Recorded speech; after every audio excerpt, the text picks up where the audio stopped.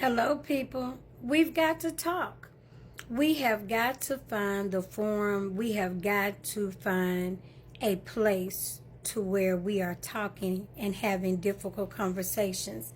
It has to happen.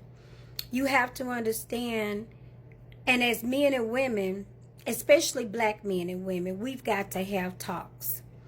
We are still suffering. We are more apt to get into dysfunctional relationships because we have a dysfunction. I said it before, and I know it sounds crazy, but being black is complicated. And it goes back to slavery. We were taught, we were forced, we were beat, we died, we survived turning on one another. That's been a method of operation for almost 500 years. You do not break that in a few generations. And literally, my parents were maybe a generation out of slavery, but they definitely grew up in segregation, which means I'm one generation out of segregation. I want you to think about it.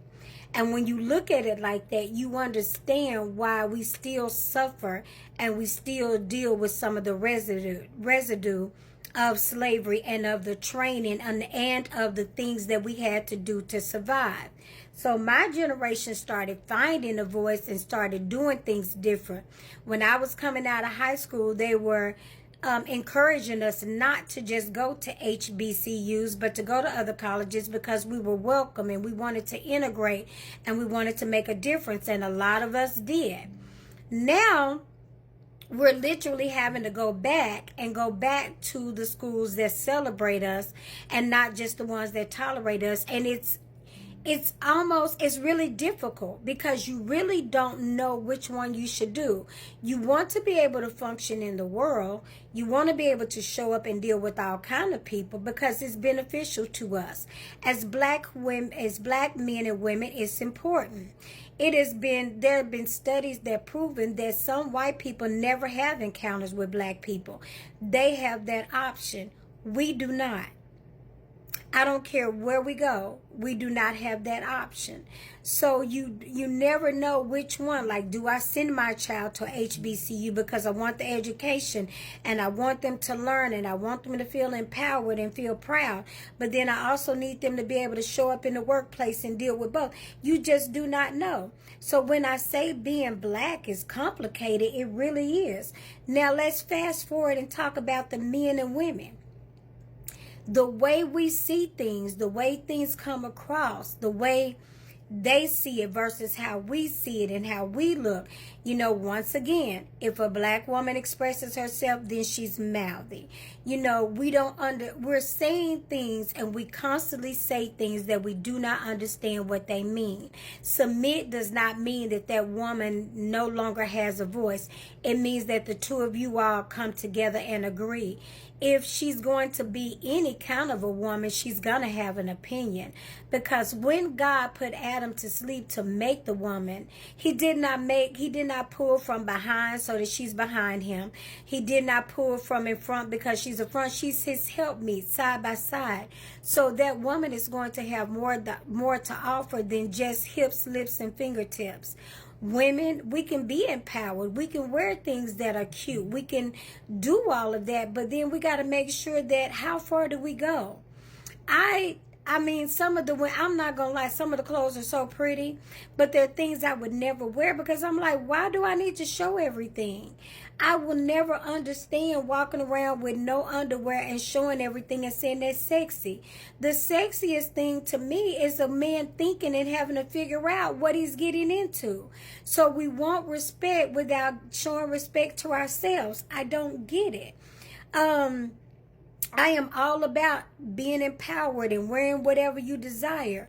But you have to admit that, we dress for where we want to go. If I walked into a hospital and I saw somebody and I was looking for a doctor and I saw a white coat, I'm going to assume that's a doctor. So if I walk outside and I see somebody and she has everything out and she's walking the street, I'm well within my rights to assume that she's a lady of the streets or a prostitute. So women, we have to own some of that. Men, you got to own that The woman that you want at home, that you want to treat like a wife or whatever, or however you call a wife, you can't still go out here running around and sleeping with everything and thinking that it won't affect her. Number one, you're bringing back crap every time you go out here with these randoms. It's like a crime scene. Every time you go back to your wife, you are leaving her with remnants of the crime. So it's no wonder that she's insecure. It's no wonder that she's hurting. It's no wonder that she's distraught and she doesn't trust. You created that space and then you want to call her crazy. The devil is a lie. You're the one crazy because you think that what you do does not affect her, and that's ignorant. If what we did not affect one another, we wouldn't be so bothered by it. So stop using bad behavior and blaming it on one another. That's men and women.